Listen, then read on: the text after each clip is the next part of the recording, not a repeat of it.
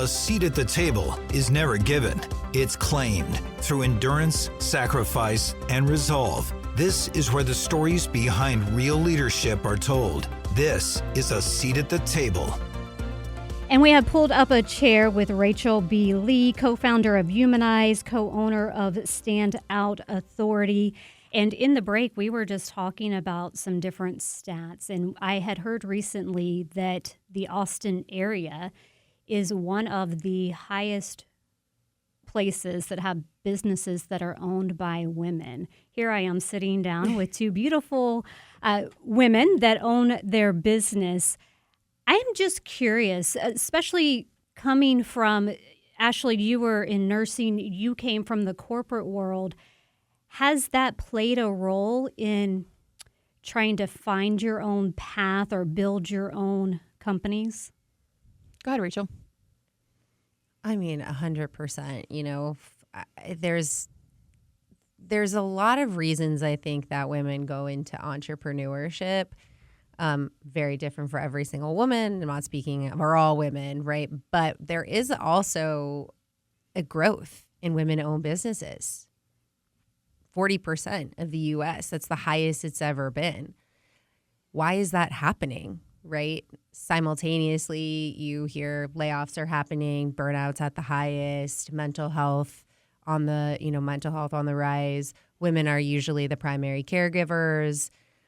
Childcare costs are astronomical. So what happens is most women, and this is what happened during COVID, many women decided to stay home instead of, and had to stop their job, which then put them further behind. But entrepreneurship and owning your own business gives you that flexibility, right? We can go pick up the kids at 4 p.m. If I needed, I usually do my workout 9 to after I get Ava to school, 9 a.m. Like I could never do something like that when I was working for another company. It just wasn't possible. So I think there's a lot of things at play. What do you think? I think you're right. I think the autonomy, the liberty, the freedoms that come with it, and then just being, it's like you're in control, right, of like your own destiny. At the end, you wake up in the morning and you're like, whatever outcomes I have today are like within me, right? Like I control the kind of day I'm going to have. And I know you can do that when you're as an employee too. But I do think entrepreneurship gives you a unique position to challenge yourself in ways that you wouldn't always have been given that opportunity to stretch yourself and challenge yourself. That's why I was always called to it. I think it seemed like this adventure that was calling to me that I needed to jump in, right? Like what's out there that I don't know about yet, and where am I willing to stretch myself and let myself grow into areas? And I think that was an exciting, call to me. So, well, and I would think that it kind of changes your focus on what success looks like.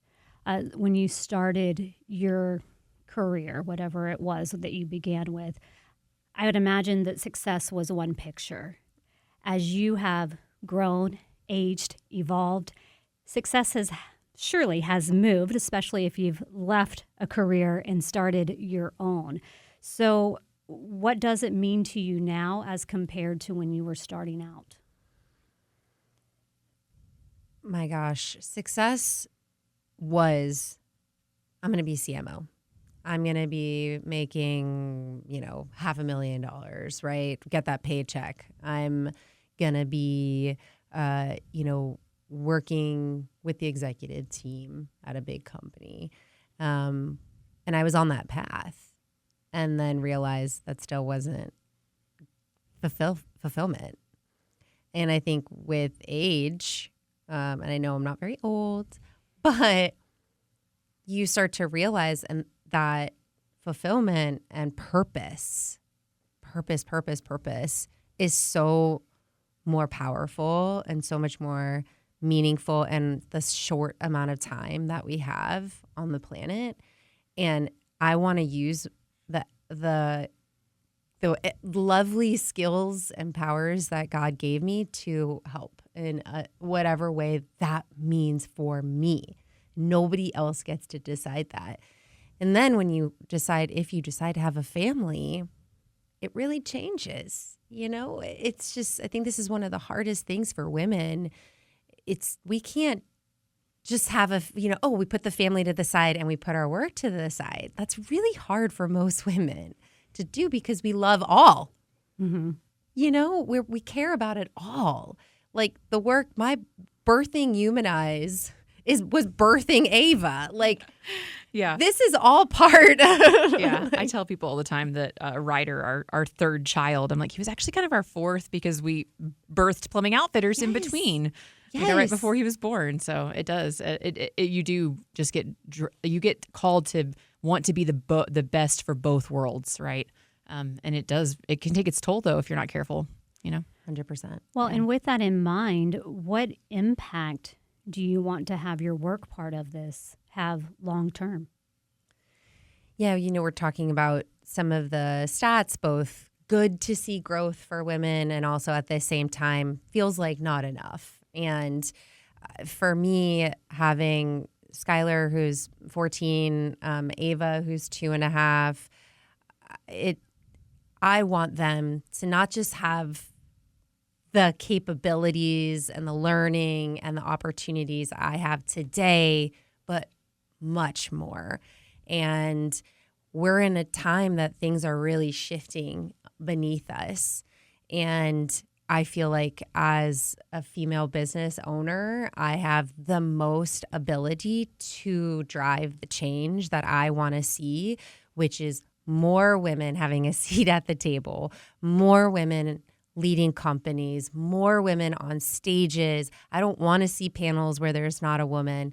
I don't want any of that. I want women to not feel the burdens, right, of what it is to have a career and also a family and make that choice without having to sacrifice their entire body and will. And those are things that that's what drives me. That if I can make it better. And when people, I love, what would Rachel say about that LinkedIn connection? That's what it's about. Every day, it's not about the followers. It's not about that. If one person can feel like, Rachel, she affected me. Lives inside my head. Yeah. That's the little angel on my shoulder telling me what to do. But it's just, and the real thing is like, how am I putting myself out there, right? That's like the little reminder. How am I affecting somebody today? Then that feels really worth it all to me.